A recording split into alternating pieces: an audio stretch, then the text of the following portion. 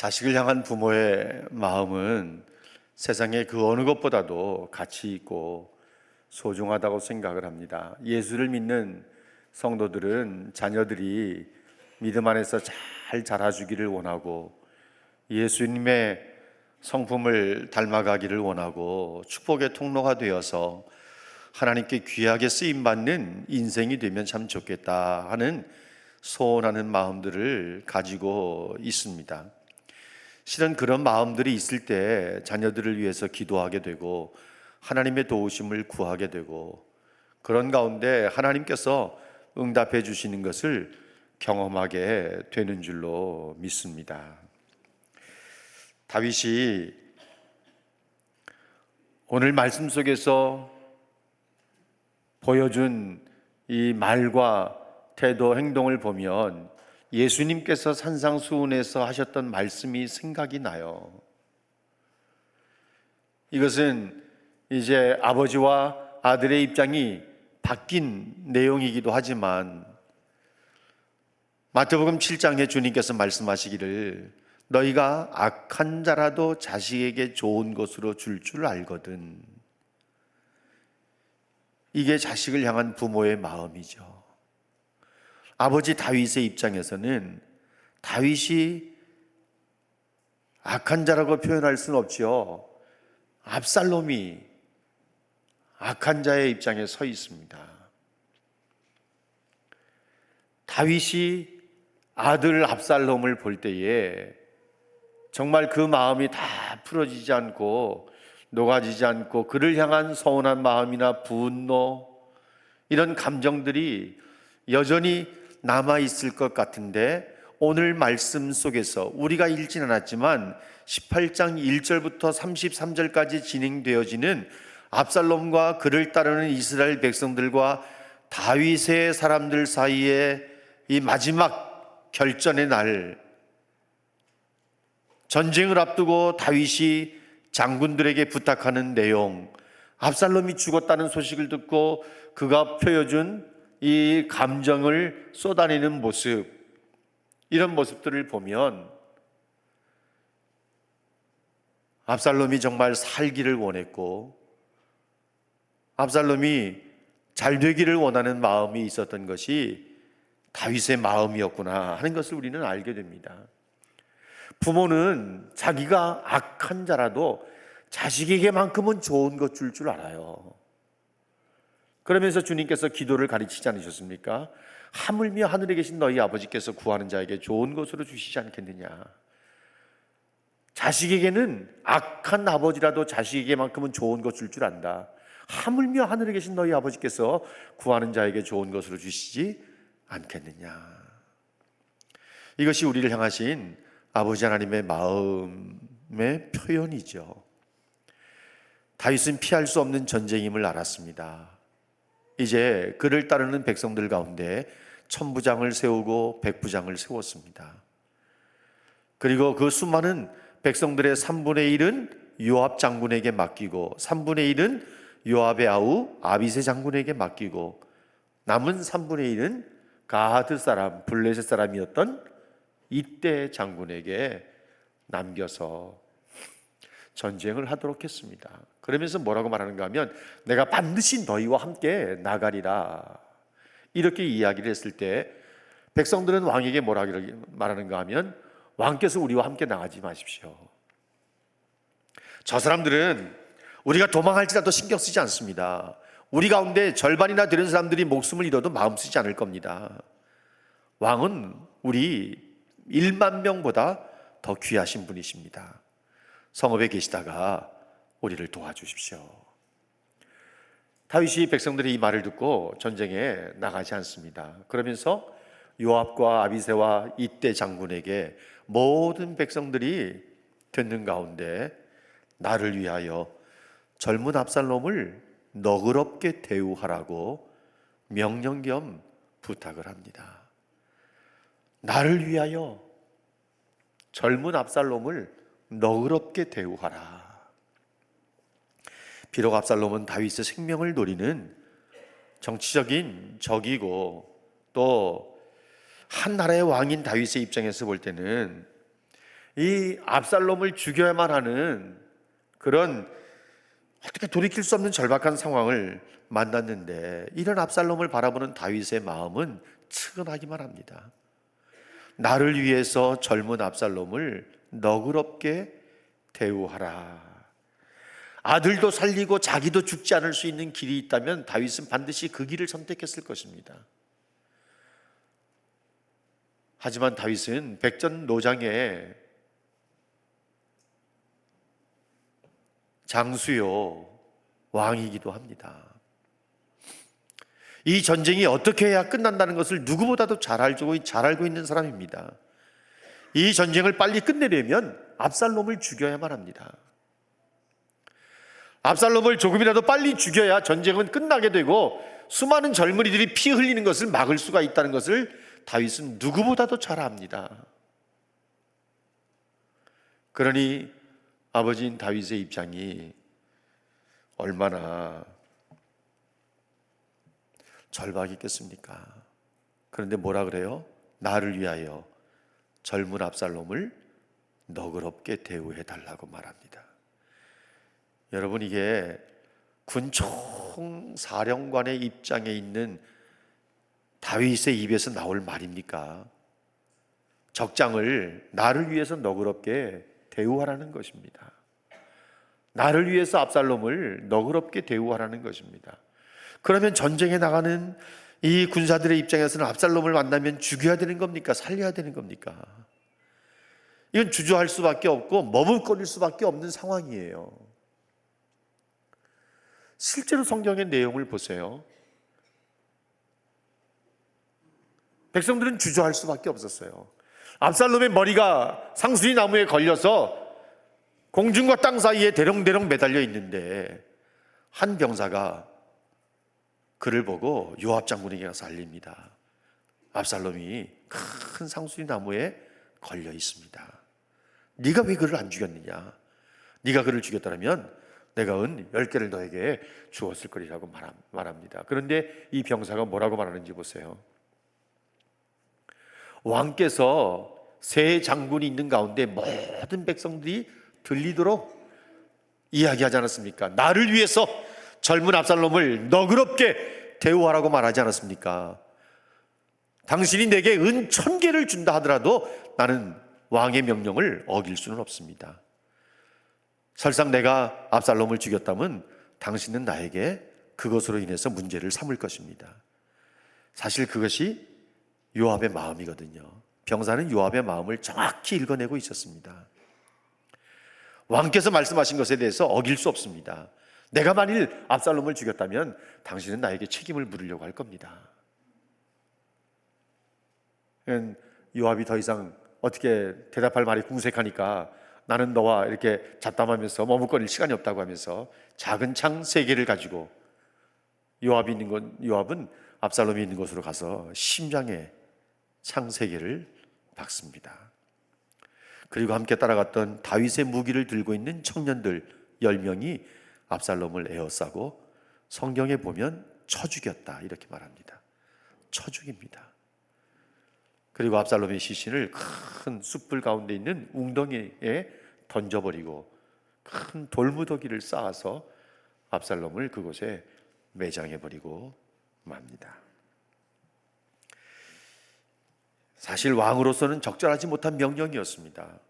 나를 위해서 젊은 압살롬을 너그럽게 대우해 달라고 하는 이 말은 백성들로 하여금, 전쟁에 나가는 백성들로 하여금 주저하게 할 수밖에 없었던 것이고, 왕의 입장으로서는 적절하지 못한 발언이었다고 우리가 말할 수 있습니다. 이날 전쟁에서 이스라엘 사람들은 2만 명이나 전사했습니다. 그것도 칼에 죽은 자보다 수풀에서 죽은 자가 더 많았다 이렇게 말합니다. 우리가 몇 주 전에 인생의 전 과정이 아름다워야 합니다 라는 제야의 말씀을 나눴을 때 이미 나눴던 내용이기도 합니다. 땅 사면에 퍼져서 전쟁을 하는데 수풀에서 죽은 자가 칼에 죽은 자보다 훨씬 더 많았다고 말하지 않습니까? 그것은 우연이 된 것이 아니라 하나님께서 이 전쟁에 개입하고 하나님이 직접 싸우신 전쟁이라는 것을 우리에게 말씀하고 있는 내용입니다. 압살롬이 다윗의 부하들과 마주치자 노새를 타고 있다가 도망을 갑니다. 왕이 타는 이 노구는 노새였습니다. 그래서 압살롬이 노새를 타는 거죠.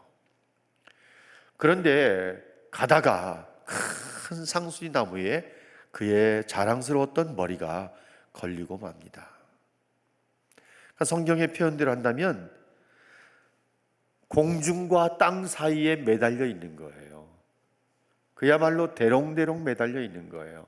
어떻게 할 수 있는 상황이 아닌 거죠.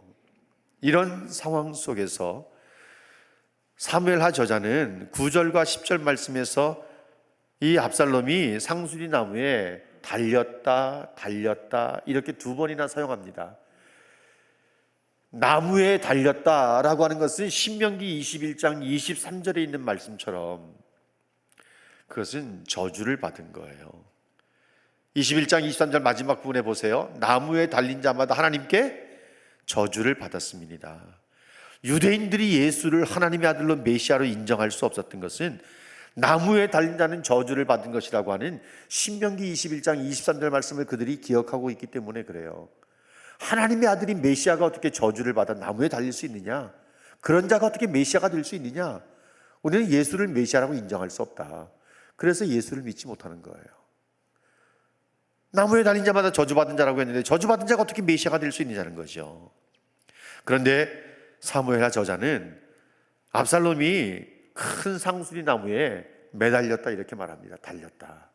이것은 하나님의 저주로 심판을 받아 된 것이라는 사실을 말씀하고 있는 것입니다.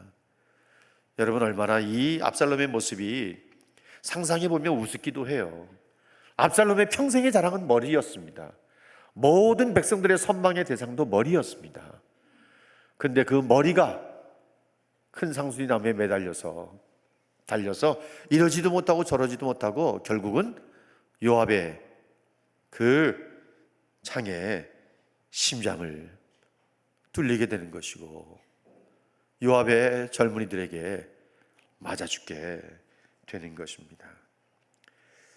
여러분, 이 내용을 보면 정말 압살롬은 장점도 많았고요, 아주 똑똑했고요, 지혜로웠고 백성들의 총애를 받는 사람이었습니다. 그렇지만 그의 교만과 그의 탐욕은 아버지를 밀어내는 이 반역이 3일천하로 끝나게 돼버리고 말았던 것이죠. 인생을 멋있게 아름답게 살아갈 수 있었음에도 불구하고 그의 생은 너무나도 비참하게 끝나고 말았습니다. 요압이 나팔을 불어서 이스라엘 백성들을 추격하는 다윗의 군사들을 돌아오게 만들었고 이것으로 전쟁은 끝나게 됩니다. 여러분, 부모님들은 자녀들에게 하나님이 유일하신 하나님이시고 또 하나님이 우리 인생의 주인이라고 하시는 사실을 분명히 가르쳐야 합니다. 하나님께서 출애굽한 이스라엘 백성들에게 가르치기 위해서 모세에게 주신 말씀이 있습니다. 이것은 신명기 6장 4절로 9절까지 있는 말씀이에요. 이스라엘아 들으라. 우리 하나님 여호와는 오직 유일한 여호와이시니 너는 마음을 다하고 뜻을 다하고 힘을 다하여 네 하나님 여호와를 사랑하라 그러셨습니다. 오늘 내가 네게 명하는 이 말씀을 너는 마음에 새기고, 성도들은 하나님의 말씀을 마음에 새기고 자녀들에게 부지런히 가르칠 수 있어야 합니다. 아이들의 인격을 존중하기 때문에 자기들이 하고 싶은 대로 하도록 내버려둔다. 여러분, 저들의 앞길을 망하게 하려면 그렇게 하세요. 부지런히 가르치며 집에 앉았을 때든지 길을 갈 때든지 누워있을 때든지 이 말씀을 강론할 것이며 너는 또 그것을 내 손목에 매어 기호로 삼으며 내 미간에 붙여 표로 삼고 내 집 문설주와 그 문 밖에 기록하라. 이것이 하나님께서 모세를 통해서 출애굽한 이스라엘 백성들이 약속의 땅에 들어갔을 때 가나안 문화가 판을 치고 이방인의 문화가 판을 치는 세상을 살아가는 자녀들에게 가르쳐야 할 말씀이라고 주셨던 거예요. 하나님은 유일하신 분이신 것을 가르쳐라. 그분을 사랑하게 해라. 이 말씀을 부지런히 가르쳐라. 집에 앉았을 때든지 길을 갈 때든지 누웠을 때든지 어느 때든지 이 말씀을 가르쳐라. 잠언 22장 6절 말씀에 마땅히 행할 길을 아이에게 가르치라. 그리하면 늙어도 그것을 떠나지 아니하리라 그랬어요. 자녀들의 성경 교육은요, 이르면 이를수록 좋습니다. 빠르면 빠를수록 좋아요. 때가 되면 믿겠지. 그러다가 이미 마귀가 그들의 심령을 다 점령한 다음에 견고한 집들을 자녀들의 마음속에 쌓아놓은 다음에 신앙 집어넣으려고, 말씀 집어넣으려고 애써 보세요. 눈물을 흘릴 수밖에 없어요. 전도서 12장 13절 말씀에 뭐라고 말합니까? 전도서의 핵심되는 내용은 모든 것이 헛되다는 거예요. 일의 결국을 다 들었으니 여호와를 경외하고 그 명령을 지켜라. 이것이 모든 사람의 본분이다. 이 결론이에요. 하나님을 경외하고 그 말씀대로 살아가는 것이 모든 사람들의 본분이다. 이것이 성경의 가르침이에요. 세상의 모든 것이 우연하게 되는 것이 있는 것처럼 생각이 돼도 결국 우연하게 되는 것이 없습니다. 하나님의 손에서 나오는 것임을 분명히 말해야 돼요. 주님의 손에 권세와 능력이 있고 크게 하심과 위대하심이 다 주님의 손에서 나오는 것이고, 그래서 우린 자녀들에게 부지런히 하나님의 말씀을 가르쳐야 되는 거예요. 여러분, 노력하면 안 되는 일이 없다? 왜 없어요? 얼마나 많은데요. 노력해도 안 되는 일이 얼마나 많은데요. 세상 일이 그렇게 단순합니까? 인생이 그렇게 단순해요? 풀어지지 않는 방정식이 얼마나 많은데요. 이해되지 않는 일들이 얼마나 많은데요. 믿음으로만 받아들이지 않으면 해결될 수 없는 일들이 얼마나 많은데요. 열심히 살면 돼. 그렇지 않습니다. 여러분 생각해 보세요. 압살롬이 전쟁 준비하고 아버지 밀어내기 위해서 4년 준비했어요. 백성들의 인심이 다 압살롬에게 향하고 있었어요. 이건 뭐 싸우나 마나 백성들의 인심이 다 압살롬에게 향하고 있는데 아버지 다윗을 밀어내는 거 그렇게 어렵지 않아요. 그런데 압살롬의 생각대로 됩니까? 압살롬의 계획대로 돼요? 군사가 많다고 전쟁이 이겨요? 하나님께서는 이미 압살롬을 망하게 하시려고 작정하셨어요. 아히도벨의 계략을 받아들이지 않고 후세의 계략을 받아들이게 하신 것은 압살롬을 죽이기 위한 하나님의 계획이에요. 압살롬은 전쟁터에 나가지 않았어요. 목숨이라도 살 수 있고 재기를 꿈꿀 수 있었어요. 그런데 후세의 전략을 따라서 대군을 이끌고 전쟁터에 자기가 멋있게 노새를 타고 함께 나가는 거예요. 그러다가 죽는 거예요. 그게 하나님의 계획이었어요. 압살롬이 이렇게 될 줄 알았겠어요? 아버지 밀어내고 당당하게 예루살렘에 다시 입성하게 될 것이라고 하는 멋진 꿈을 가졌을 거예요. 모든 일들이 사람의 계획대로 됩니까? 아니요, 그렇지 않습니다.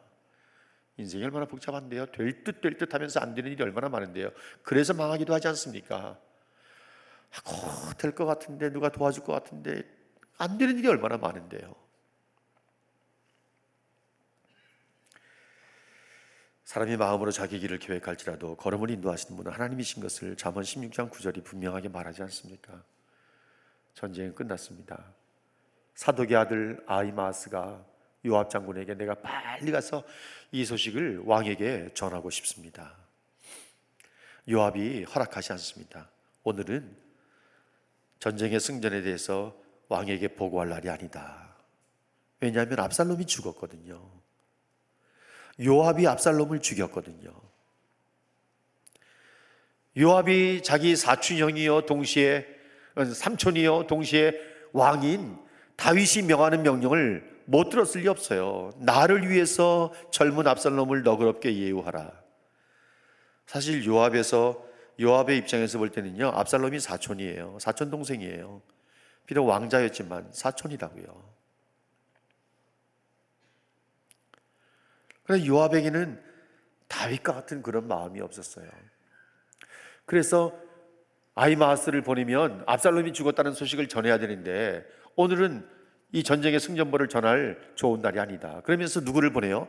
구스 사람을 보내요. 구스 사람을 보내면서 네가 본 것에 대해서 왕에게 가서 보고해라. 그래서 구스 사람이 요압에게 절하고 다름질해서 왕이 있는 마하나임 성문으로 달려갑니다. 이것을 보면서 아히마아스가 또 요구를 해요. 재차 요압에게 내가 가서 이 소식을 왕에게 전하게 해주십시오. 허락하진 않아요. 야, 아히마아스, 너 오늘 이 소식을 전한다고 해서 상 받을 거 하나도 없다. 그런데도 가겠다는 거예요. 그래서 요압이 아히마아스가 하는 것을 허락을 합니다. 아히마아스가 들길로 가서 구스 사람보다 더 빨리 왕에게 가게 돼요. 왕이 성문 사이에 앉아있고 파수꾼이 있고 문지기가 있는데 파수꾼이 보다가 한 사람이 달려오고 있다는 보고를 합니다. 그리고 조금 후에 또 한 사람이 달려오고 있다고 보고합니다.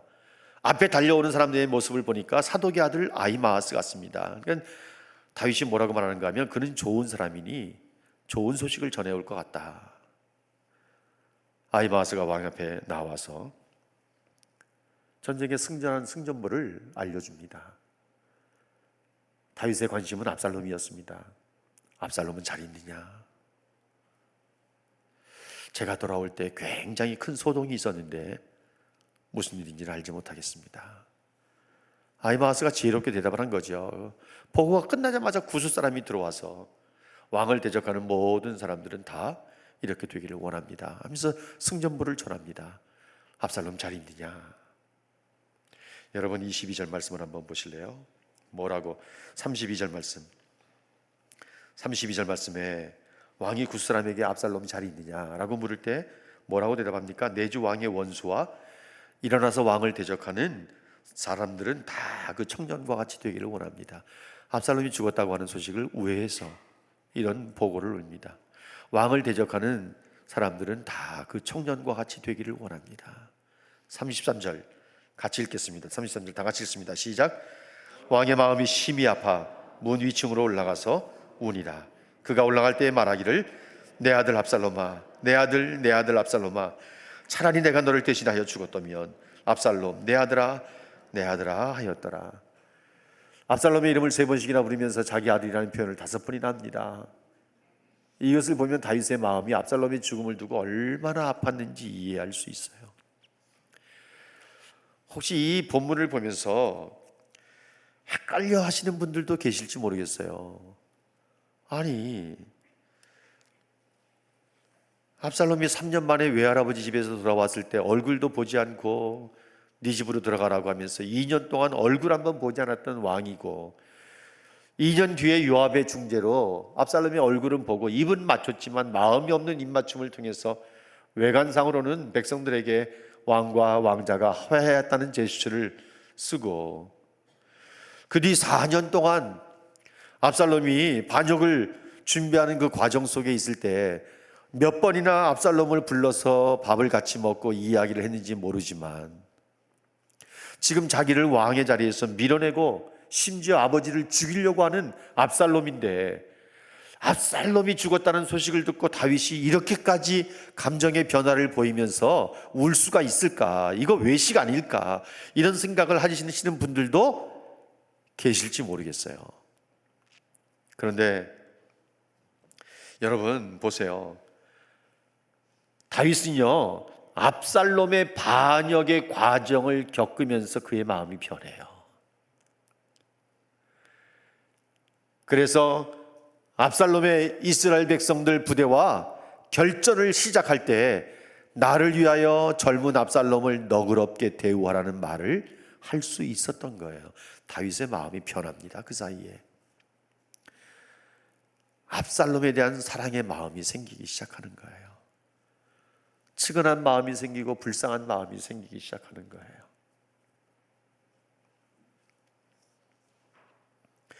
압살롬의 사건은 그 어떤 사건보다도 다윗의 마음을 아프게 했습니다.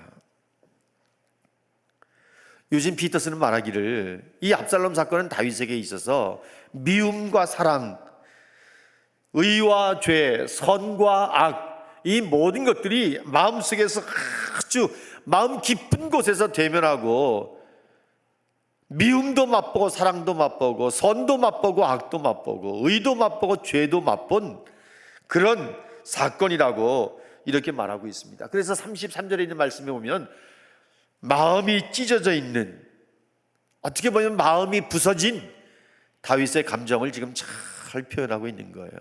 그 소식을 듣자마자 심히 아파하면서 성문으로 올라가 우는 거예요. 내 아들 압살롬아, 압살롬아 하면서 우는 거예요. 다윗이 이 압살롬의 반역 사건을 통해서요 회복한 것이 몇 개 있습니다. 이미 중간중간 말씀을 드리기도 했었는데, 시므이가 쫓아나오면서 저주를 품을 때 아비새가 죽여버리겠다고 하지 않습니까? 그때 다윗이 아비새에게 뭐라 그래요? 이 일이 너랑 무슨 상관이 있느냐? 하나님께서 저 사람을 통해서 나를 저주하라고 하는 거다. 어떻게 말릴 수가 있겠니? 다윗은 시므이의 저주를 들으면서 자기 자신을 회복하게 됩니다. 그리고 하나님 앞에 납작 엎드려요. 시므이의 저주 때문에 하나님께서 내게를 은혜를 베풀어 줄 수도 있다. 그러면서 겸손한 모드로 바뀝니다. 다윗이 완전히 바뀌어져요. 하나님 앞에서 이전 성전 같았으면 당장 저놈을 죽여버리라고 하든지 그랬을 것입니다. 그런데 다윗의 마음이 겸손해져요. 압살롬 사건을 통해서 자기 자신의 모습을 보게 되어 자기를 회복하게 되는 거예요.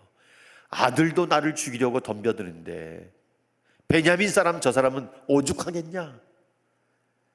이게 다윗의 마음이에요. 겸손해진 것이죠. 여러분, 최고의 모사 아히도벨이 압살롬 편에 들어섰다는 이야기를 듣는 순간에 다윗이 뭐 했다 그랬어요? 기도했다 그랬습니다. 그동안 기도가 식었어요. 기도가 끊어져 있었어요. 그러면서 하나님과의 관계를 회복하며 그가 기도를 회복합니다. 하나님과의 관계도 회복하면서 기도가 회복이 돼요. 궁극적인 건 뭔가 하면 이 전체적인 압살롬 사건을 통해서 다윗은 자신의 자애를 회복하게 돼요. 자식을 향한 부모의 사랑을 회복하게 돼요. 자기보다 낮은 사람을 사랑하게 되는 그 인애를 베풀게 되고 자비를 베풀게 되는 그 자애를 회복하게 되는 거예요. 그래서 언뜻 보면 나를 위해서 젊은 압살롬을 너그럽게 대우해달라고 하는 다윗의 명령 겸 부탁의 말을 이해하기 쉽지 않아요. 압살롬이 죽으면 잘 죽었다고 생각할 수 있을 텐데 심히 마음 아파하면서 성문 위로 올라가면서 내 아들 압살롬아 압살롬아 하면서 내 아들 이렇게 울 수 있을까? 다윗의 마음이 압살롬을 향한 사랑의 마음으로 이 사건 속에서 완전히 바뀐 거예요. 다윗이 회복이 된 거예요. 이제 진짜 다윗의 모습으로 돌아오게 된 거예요. 그래서 이렇게 슬퍼하며 압살롬의 죽음을 애통해 하는 것입니다. 압살롬의 죽음의 소식은 다윗의 마음을 찢어질 듯 아프게 만들었고 비탄에 빠지게 하고 통곡하게 만들었던 것입니다. 사랑하는 여러분, 부모는 거울이에요.